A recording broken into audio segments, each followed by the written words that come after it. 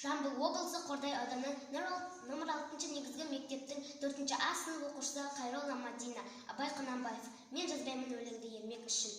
Мен жазбаймын өлеңді ермек үшін, шоқпарды ертегіні термек үшін, көкірегі сезімді, тіл орамды, жаздым үлгі жастарға бермек үшін. Бұл сөзді тасыр ұқпас талапты қал, көңіліңнің көз ашық сергек үшін. Дүзу кел, қисықыңа қарын келмей, сыртыңдан іс бітпес сырын көрмей, шу дегенде құлағың тосаң сыйды, өскен соң мұндай сөзді бұрын көрмей, таң қаламын алдыңға айтқан дұқпай, және айта бер дейді жұрт тыным бермей.